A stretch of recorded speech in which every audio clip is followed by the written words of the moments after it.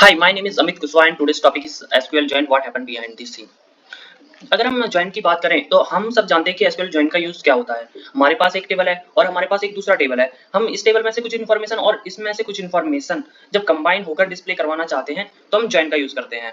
SQL join में भी बहुत तरह के टाइप होते हैं, जैसे कि क्रॉस ज्वाइन हो गया, नेचुरल ज्वाइन हो गया, कंडीशनल ज्वाइन हो गया, या फिर सेल्फ ज्वाइन, और आउटर ज्वाइन में भी लेफ्ट राइट और फुल आउटर ज्वाइन हो गया। बट जब रिलेशनल अलजेब्रा की बात करते हैं तो उसमें एक बात बहुत कॉमन कही जाती है, वो ये है कि every join is a shadow of cross join. मतलब जो क्रॉस ज्वाइन है वही रियल है, बाकी सब ज्वाइन है जैसे कि नेचुरल ज्वाइन हो गया, कंडीशनल या आउटर ज्वाइन हो गया, वो सब शैडो है क्रॉस ज्वाइन के।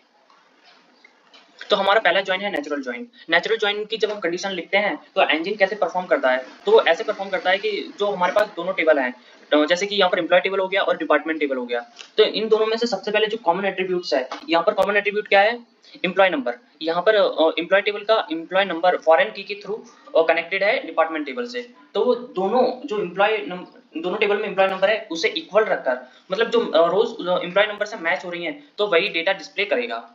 अगर मैं ज्वाइन को एक लाइन में समराइज करूं तो क्या होगा, वो होगा शायद कि join is nothing but is a cross product plus some condition. मतलब हम यहाँ पर दो टेबल का क्रॉस प्रोडक्ट कर रहे हैं और कंडीशन के थ्रू हमें जॉन से डेटा की जरूरत है, सिर्फ हम वही डिस्प्ले करवा रहे होंगे। तो हमारे पास यहाँ पर एम्प्लॉय टेबल और डिपार्टमेंट टेबल, दोनों टेबल में से हमें जानना है कि कसक का एड्रेस क्या है। तो वो सिंपल क्वेरी से भी हो सकता है, select address from employ table where name is equal to कसक। Okay, got it. बट जब हमें जानना हो कि अमित कौन से डिपार्टमेंट में काम कर रहा है, जय कौन से डिपार्टमेंट में काम कर रहा है, कसक कौन से डिपार्टमेंट में काम कर रही है, या फिर ईसा कौन से डिपार्टमेंट में काम कर रही है, तो हम यूज करेंगे एसक्यूएल ज्वाइन का। तो सबसे पहले हमें क्या करवाना पड़ेगा, इन दोनों का क्रॉस प्रोडक्ट करवाना पड़ेगा। तो हमारी क्वेरी क्या बन रही होगी, select employ name from employ comma department. मतलब हमारा जो दोनों टेबल थी उनका क्रॉस प्रोडक्ट होके ये सारे पॉसिबल सॉल्यूशन बन रहे हैं।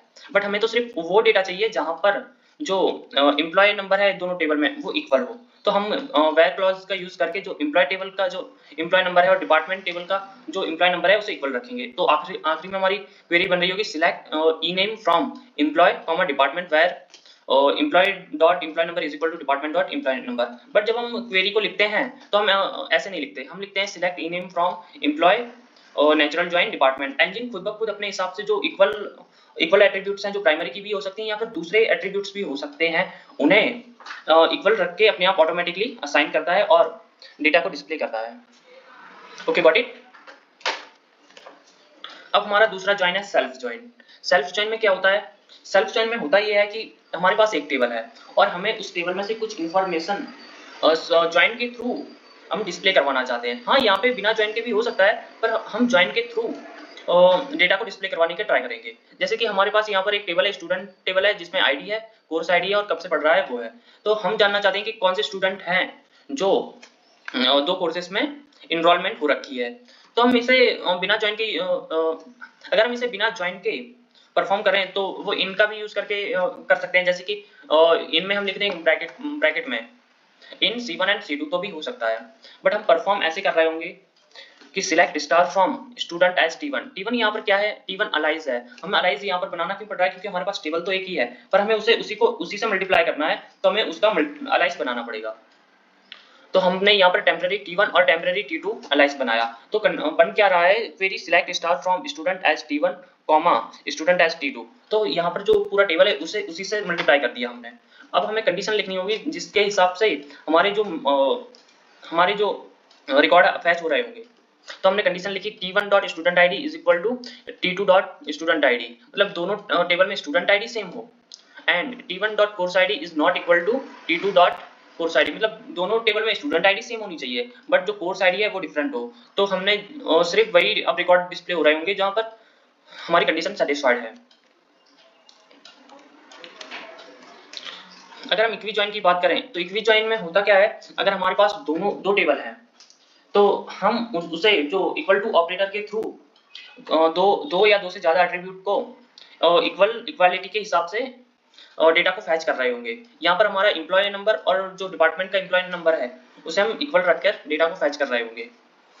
नेचुरल ज्वाइन में भी हम इक्वल टू ऑपरेटर रखते थे, बट हम इक्वी ज्वाइन में हम यूजर है जो क्वेरी लिख रहा है वो अपने हिसाब से इक्वल टू ऑपरेटर यूज कर सकता है, पर नेचुरल ज्वाइन में ऐसा नहीं होता। नेचुरल ज्वाइन में वो इंजन अपने हिसाब से इक्वल टू ऑपरेटर यूज करता है। Okay, got it. तो हमारे यहाँ पर एक टेबल है एम्प्लॉय नंबर और दूसरा डिपार्टमेंट। हम जानना चाहते हैं कि कौन से एम्प्लॉय हैं जो जहां पर काम करते हैं वहीं पर रहते भी हैं, मतलब जिनका एड्रेस और लोकेशन दोनों सेम है। तो हम दोनों टेबल का क्रॉस प्रोडक्ट कर देंगे तो टोटल पॉसिबिलिटीज प्रोडक्ट्स हैं जो ए बन रहे हैं।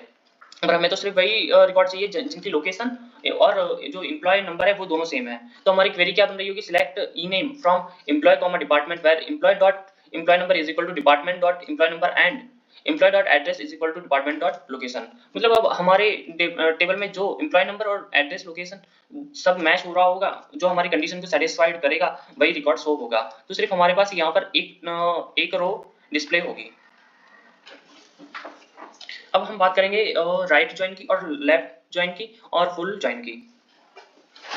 तो अब हम समझ चुके ही हैं कि डेटा फैच कैसे हो रहा होगा और कैसे क्रॉस प्रोडक्ट हो रहा होगा, तो मैं यहाँ पर ज्यादा डीप में नहीं जाऊंगा।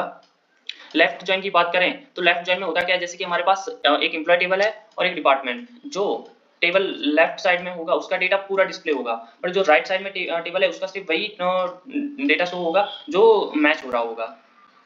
जैसे कि हमारे पास यहाँ पर दो टेबल थे, एम्प्लॉय और डिपार्टमेंट। तो यहाँ पर हम जानना चाहते हैं कौन से एम्प्लॉय हैं जो डिपार्टमेंट में काम करते हैं। तो हमारी कंडीशन क्या बन रही है, सिलेक्ट एम्प्लॉय नंबर कॉमा जो आप डिस्प्ले करवाना चाहते हैं from employ left outer join department on the basis of what, ये हमारी कंडीशन है। Employ dot department number is equal to department dot department number. Okay, तो यहाँ पर जो लेफ्ट साइड का टेबल का है वो पूरा डेटा शो हो रहा है, बट डिपार्टमेंट नंबर का डिपार्टमेंट राइट आउटर जॉइन की बात करें तो राइट आउटर जॉइन में जो राइट साइड टेबल है उसका पूरा डेटा शो होगा, बट जो लेफ्ट साइड में टेबल है उसका सिर्फ वही डेटा शो होगा जो मैच हो रहा होगा। जैसे कि हमारे पास एम्प्लॉय टेबल है और एक डिपार्टमेंट टेबल है, तो हम अपनी पुरानी वाली ही अपनी क्वेरी को रन करेंगे। तो हम जानना चाहते हैं कि कौन से एम्प्लॉय हैं उन्हें डिपार्टमेंट एलोकेट हो रखा है। तो हमारी क्वेरी क्या बन रही होगी, सिलेक्ट एम्प्लॉय नंबर जो आप डिस्प्ले करवाना चाहते हैं वो from employ right outer join department on the basis of what. ये हमारी पुरानी वाली ही कंडीशन है, मतलब ये हमने लेफ्ट आउटर जॉइन में लिखी थी वही कंडीशन है, पर इस बार देखिए हमारे टेबल और पुराना वाला टेबल दोनों में फर्क है। इसमें राइट के सारे डेटा शो हो रहे हैं, इसमें राइट के सारे डेटा शो हो रहे हैं राइट आउटर जॉइन में, बट लेफ्ट आउटर जॉइन की बात करें तो लेफ्ट साइड के हो रहे हैं और राइट साइड के नहीं हो रहे हैं। बट राइट आउटर जॉइन में राइट साइड में हो रहे हैं बट लेफ्ट साइड के डेटा शो नहीं हो रहे हैं। Okay, got it, thank you so